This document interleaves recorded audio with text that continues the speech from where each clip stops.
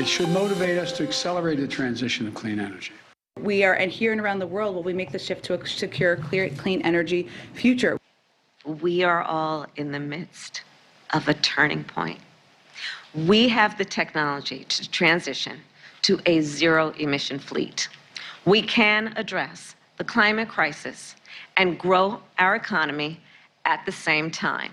To build out a nationwide electric vehicle charging network so that people from rural to suburban to urban communities can all benefit from the gas savings of driving an EV. A lot of those are just in the past couple of weeks. It's clear some in the Biden White House view surging gas prices in recent days as a great reset, a blessing perhaps in disguise.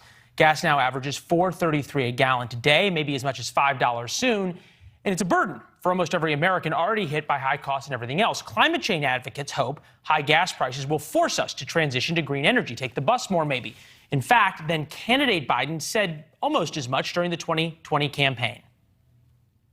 No more subsidies for fossil fuel industry. No more drilling on federal lands. No more drilling, including offshore.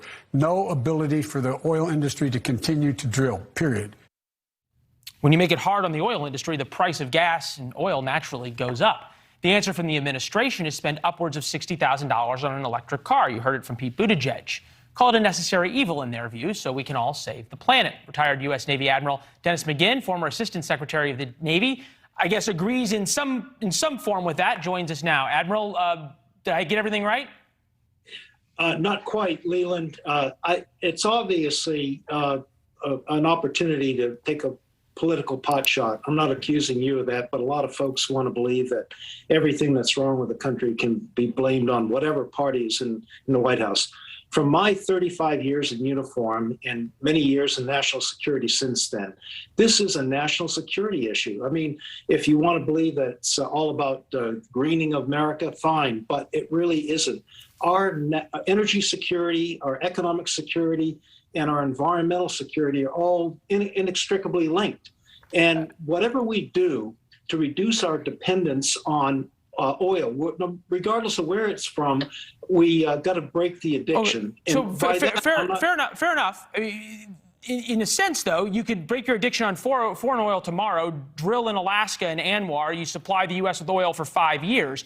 The problem with, at least in going green, electric vehicle supply chain, 80 to 90% comes from China, both for EVs and their batteries, and then also solar. China's global share of solar cell manufacturing, 80%. That does nothing but enrich dictators.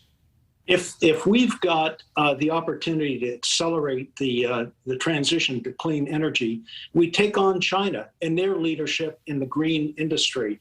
It's not just getting off our addiction to oil, which we are addicted. We've seen this movie before with folks like Venezuela, Iraq, Iran, Saudi Arabia, and now Russia. We need to be more and more independent of oil. And I'll tell you what, my next automobile is going to be a Ford F-150 Lightning or a Chevy Silverado. Hey. Both electric trucks. Good luck getting one, though, these days. There's a long waiting period for them. Yeah.